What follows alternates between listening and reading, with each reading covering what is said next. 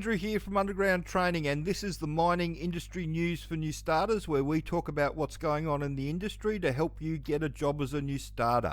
So first off, we need to say congratulations to Sam, who today let me know he got a job as an underground truck driver in South Australia with Byrnecut. Congratulations, Sam. Thanks for the nice Google review. If you want to check out what he had to say, jump over and have a look at the Google review that he left. That was really nice. So that's the positive thing about the news today, Sam getting a job. Unfortunately, we're going to have to cover the negative thing that happened in the last 24 hours. There was the mine explosion in Cobar, and there have been a couple of fatalities. Our condolences, of course, go out to the family and friends of the people involved. It's really hard to speculate what's happened, and I don't like doing it. They're going to do a full investigation by the looks of things, and there could have been a number of things that could have gone wrong. It's really hard to work out what's going on from so far away. I'm sure they'll do a full investigation on what's happened, and they will come back and tell us what's going on. Incidents like this are a rarity with mining these days. It's become a lot safer than when it was when I first started, and the way that they treat it it's changed a lot since I first started. So they'll be out for a couple of days while they're looking at this. They'll slowly bring the workforce back. Like they say here, number one priority in a mine is safety. Everybody must go home every night. So the only thing that needs to come out of a mine each day is the miners. That's the old saying that's been there for years, but it's true. Like I said, it's hard to work out what's going on with it all. They'll do a really in-depth investigation. It's changed a lot since when I first started. When I first started, the first mine site that I was on where we had the first fatality, it happened early in the morning like this one, and we were back at work before crib the next day. So it just shows you how much it's changed over the 30 years that I've been involved in it all.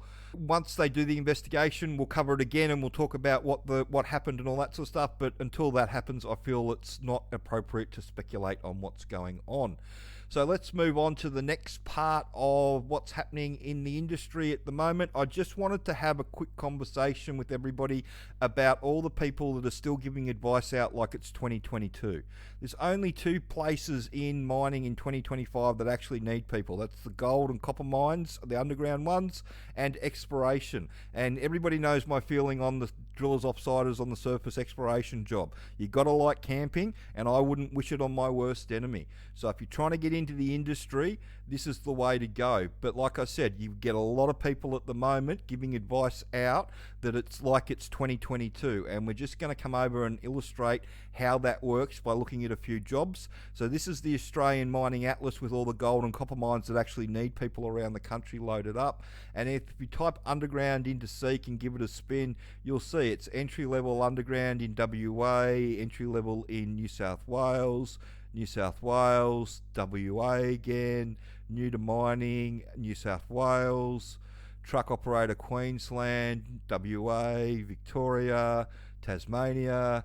You get the idea. They're looking for people everywhere. And if you are in the industry and you know what's going on at the moment, you'll understand that all the employers want experienced people for these truck driving jobs, but there aren't any experienced people around that want these truck driving jobs. Anybody that's got 12 months truck driving experience wants a service crew or a pace crew job. We've actually got a couple of our guys that have done their 6 months or 12 months in their first job that are looking to move on at the moment, that we've been helping get their next job. And it's surprising how many of them have just walked straight into a pace crew or a service crew job.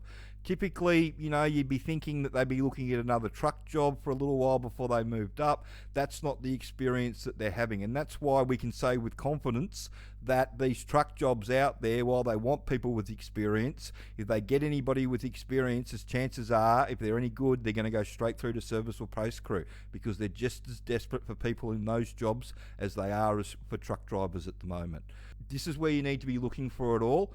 A lot of people are telling you that there's work in shutdowns and civil and construction and all that sort of stuff, and because of the downturn in lithium and nickel, there's just not the jobs around. And you just have to type up, shutdown FIFO into Seek, you'll see that where there are jobs, they're not paying anywhere near what they were a couple of years ago, and the jobs have moved a bit. There's a bit more shutdown work in South Australia because they've got the big copper mines over there that are all ramping up, so there's a little bit more shutdown work over there. Shutdown, $48 an hour. So yeah, trade assistant, so flat rate. So it's a little bit less than what it would be normally, and it's a lot less than what it was a couple of years ago. I can remember where a TA on a shutdown job was getting $75, $80 an hour, significantly less now. That's because there's not the number of jobs out there. And it's all across the country as well. It's not just in one place, it's all over the place. And a lot of these jobs, they're not actually for jobs at the moment, they're just trying to get people on their books just in case they have jobs coming up. And a lot of it is the people in the office trying to look busy at the moment. So if you go through and you have a look, you'll see the jobs that are there aren't paying anywhere near what they used to, and they've come down significantly. See, this is a good example of one where somebody's advertising for something that may be coming up and they put a really good price on it. But if you actually come down to one where they actually want somebody here and now with ongoing work, it's nowhere near what this one is, because that's the reality. If you're trying to get into the industry at the moment, please stop taking advice from people that got jobs 2 years ago. They got a job when anybody with a heartbeat would get a job. It just doesn't work like that anymore.